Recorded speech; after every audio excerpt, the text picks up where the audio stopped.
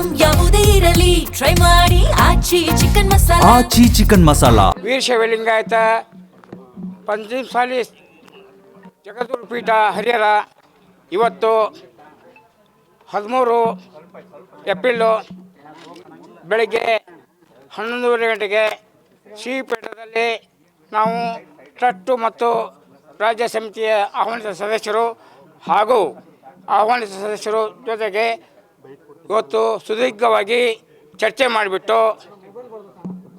ನಿರ್ಣಯ ಕೈಗೊಂಡಿದ್ದೇವೆ. ಬಹುಮತದ ನಿರ್ಣಯ 15 ಜನ ಟ್ರಸ್ಟಿಗಳು, ಇದರಲ್ಲಿ 13 ಜನ ಉಪಸ್ಥಿತರಿದ್ದರು.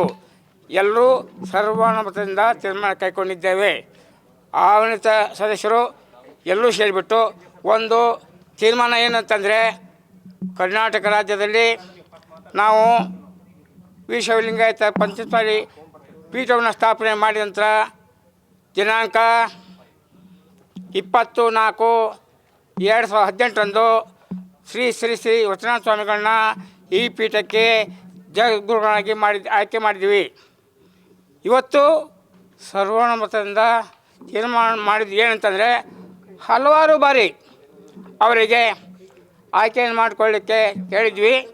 ಏನು ಅಂತ ಹೇಳಿದ್ರೆ, ಪೀಠಕ್ಕೆ ಬರಬೇಕಾದ್ರೆ ಸ್ವಾಷ್ಟ ಪೀಠ ಬೇಕೋ ಅಥವಾ ಪಂಚಮಸಾಲಿ ಪೀಠ ಬೇಕು ಅಂತ ಕೇಳಿದಾಗ ಪಂಚಮಸಾಲಿ ಪೀಠ ಆಯ್ಕೆ ಮಾಡಿಕೊಂಡು ಹಲವಾರು ಬಾರಿ ವಿನಂತಿ ಮಾಡಿಕೊಂಡ್ವಿ, ಮತ್ತು ಮುಂದೆ ಹಾಕುವಂತ ಬಂದ್ವಿ. ಆದ ಕಾರಣ ಸಮಾಜದ ಗೌರವ, ಘನತೆ, ಧಾರ್ಮಿಕ ಪರಂಪರೆ ಇವುಗಳೆಲ್ಲವನ್ನು ಅವರು ಪಾಲಿಸಿ ಇರೋದ್ರಿಂದ ಇವತ್ತಿನ ಸಭೆಯಲ್ಲಿ ಸರ್ವಾನುಮತದಿಂದಾಗಿ ಅವರನ್ನು ಪದಚ್ಯುತಗೊಳಿಸಲಾಗಿದೆ.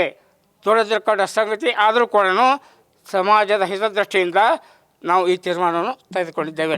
ಪಂಚಮಸಾಲಿ ಸಮಾಜ ಧಾರ್ಮಿಕ ಹಿನ್ನೆಲೆ ಮಾಡಬೇಕಂತ ತಿಳ್ಕೊಂಡು 2008ರಲ್ಲಿ ಈ ಪೀಠ ಸ್ಥಾಪನೆ ಆಯಿತು. ಸ್ವಾಭಿಮಾನ, ಸ್ವಾವಲಂಬನೆ, ಸಹಕಾರ, ಸಂಘಟನೆ, ಸಹಬಾಳ್ವೆ ತತ್ವದ ಮುಖಾಂತರ ನಾವು ಇದನ್ನು ಆಯ್ಕೆ ಮಾಡಿಕೊಂಡಿದ್ವಿ. ಅದಕ್ಕೆ ತದ್ವಿರುದ್ಧವಾಗಿ ಸಮಾಜದ ಜನರ ಆಶೋತ್ತರಗಳಿಗೆ ಸ್ಪಂದಿಸದೇ ಇರುವುದರಿಂದ ಅನಿವಾರ್ಯವಾಗಿ ಹಲವಾರು ಬಾರಿ ವಿನಂತಿ ಮಾಡಿಕೊಂಡು ಕಿತ್ತುಕೊಳ್ಳೋಕ್ಕೆ ನಾವು ವಿನಂತಿ ಮಾಡಿಕೊಂಡ್ವಿ. ಆದಾಗ್ಯೂ ಸಾಧ್ಯ ಆಗಲಿಲ್ಲ. ಭಾರವಾದ ಮನಸ್ಸಿಂದ ಈ ತೀರ್ಮಾನವನ್ನು ತೆಗೆದುಕೊಂಡಿದ್ದೇವೆ. ಈ ಸಭೆ ನಂತರ ಶ್ರೀಗಳೇನಾದ್ರು ಭೇಟಿ ಮಾಡಿದ್ರು? ನಾವು ಸಭೆ ಕರೆದಾಗ ಅವರಿಗೆ ಬರಲಿಕ್ಕೆ ವಿನಂತಿ ಮಾಡ್ಕೊಂಡ್ವಿ. ಬಹುಶಃ ಒಳಗಿರ್ಬೇಕು ಅವರು. ಇವತ್ತಿನ ಸಭೆಗೆ ಅವರು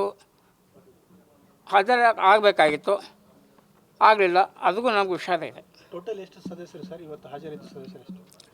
ಒಟ್ಟು 15 ಟ್ರಸ್ಟ್ ಸದಸ್ಯರ ಪೈಕಿ 13 ಜನ ಸದಸ್ಯರು ಭಾಗವಹಿಸಿದ್ವಿ. ಅದರಲ್ಲಿ ಇಬ್ಬರು ಏನೋ ವಿರೋಧ ಮಾಡಿದರು ಅಂತ? ವಿರೋಧ ಮಾಡಿಲ್ಲ, ಸಭೆಗೆ ಬಂದಿಲ್ಲ ಅವರು. ಸಭೆಗೆ ಬಂದಿಲ್ಲ. ಬಾಬಣ್ಣವರು ವಿರೋಧ ಮಾಡಿದ್ರು ಅಂತ ಅವರು ಸಭೆಗೆ ಹಾಜರಾಗಿಲ್ಲ. ಸಭೆಗೆ ಬಂದಿದ್ದು ಖಾಲಿ ಇತ್ತು ಪೇಪರು, ಹಂಗಾಗಿ ಸೈನ್ ಮಾಡುವಂತ ಅಂದ್ರು. ಸೈನ್ ಮಾಡೋ ಅಂದ್ರೆ ಬರೀ ಅದ್ರ ಮೇಲೆ ನಾನು ಸೈನ್ ಮಾಡ್ತೀನಿ ಅಂದ್ರು. ನೀವು ಬರೆದಿಲ್ಲಂತೆ, ಹಂಗಾಗಿ ಸೈನ್ ಮಾಡಿ. ಯಾವಾಗಲೂ ಸಭೆ ಏನಂತಂದರೆ, ಯಾರು ಸದಸ್ಯರು ಬರ್ತಾರೆ ಅವರು ಟ್ರಸ್ಟ್ ಪುಸ್ತಕಕ್ಕೆ ಸಹಿ ಮಾಡಬೇಕು.